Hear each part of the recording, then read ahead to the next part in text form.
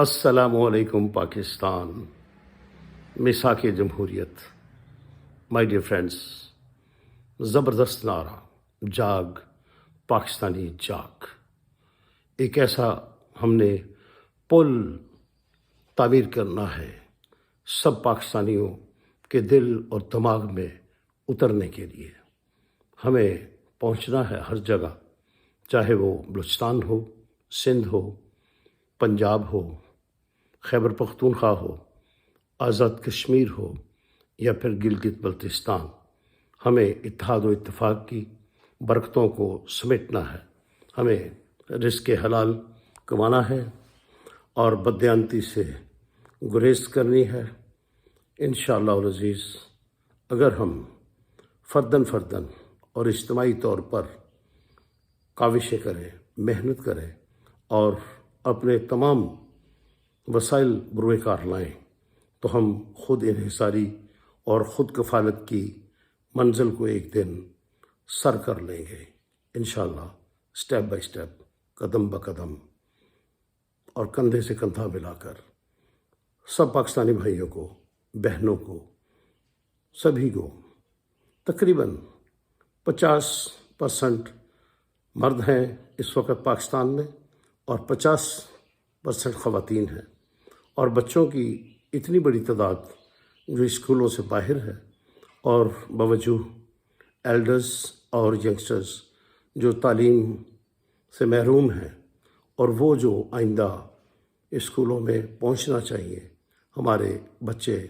جو بوجہ غربت، مہنگائی اور بے روزگاری اسکول پہنچ نہیں پاتے اور کمیابی وسائل کی بنا پر اسکولوں سے باہر رہنے پر مجبور ہیں، اور کم عمری میں اپنے والدین کا سہارا بننے کے لیے وہ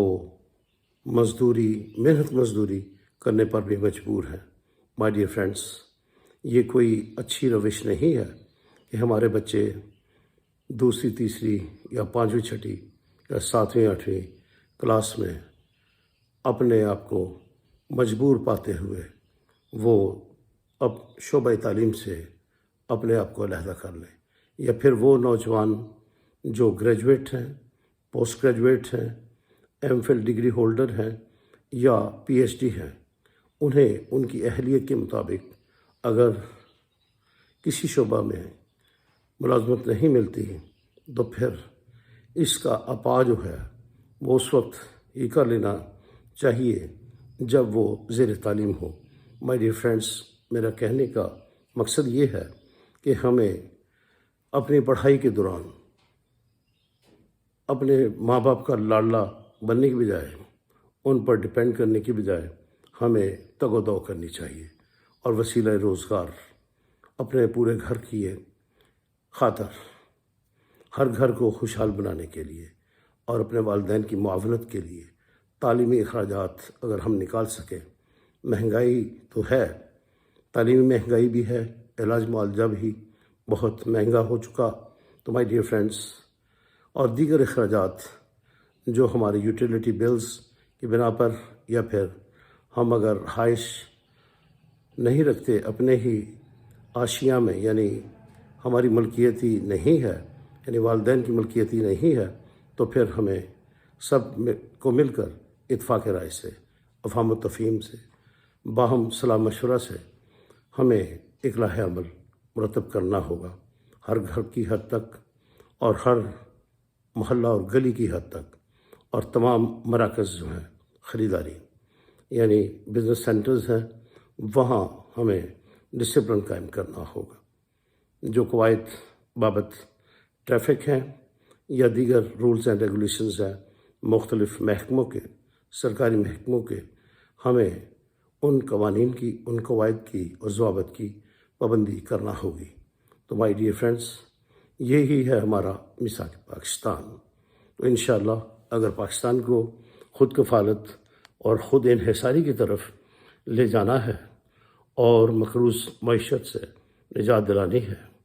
تعلیمی پسماندگی سے اگر چھٹکارا حاصل کرنا ہے، اور اگر بے روزگاری سے ہم نے نجات حاصل کرنی ہے، تو پھر اور کوئی راستہ نہیں ہے، کیونکہ آبادی میں تیز رفتار اضافہ ہماری مشکلات میں اضافہ کا سبب ہے۔ تو ان اسباب کو دور کرنے کے لیے اور خاص طور پر صفائی پر ہم نے بہت زیادہ زور دینا ہے۔ اپنے گھر کی صفائی، اپنے دفتر، دکان، گودام، mills, factory, wherever we visit, ہمیں صفائی کا خاص خیال رکھنا چاہیے۔ اور تمام ہمارے جو پبلک سرونٹس ہیں، مختلف ڈپارٹمنٹس سے ان کا تعلق ہے، ان کے چیف صاحب اور ان کے سبارڈینیٹس اور نچلی سطح تک جتنا بھی عملہ ہے، وہ اس بات پر کاربند ہو جائے کہ اس نے صفائی کا خاص خیال رکھنا ہے، وقت کی پابندی کرنی ہے، اور خلاف قانون، خلاف ضابطہ نہ تو کسی عام شہری نے اور نہ ہی کسی بااختیار شخص نے قانون کی دھجیاں بکھیرنی ہے۔ مائی ڈیئر فرینڈس، ہمیں میثاق پاکستان یہی سبق دیتا ہے، اور امید ہے کہ سیاست کے میدان میں بھی ایسا ہی میثاق اور دیگر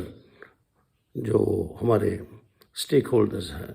وہ سب ایک ہی پیج پر متفق ہو کر انشاءاللہ العزیز پاکستان کو صحیح سمت میں انشاءاللہ لے جائیں گے اور مقروض معیشت سے نجات حاصل کریں گے۔ سیاسی دھما چوکڑی سے بھی ہمیں اسی طرح چھٹکارا ملے گا۔ اللہ حافظ۔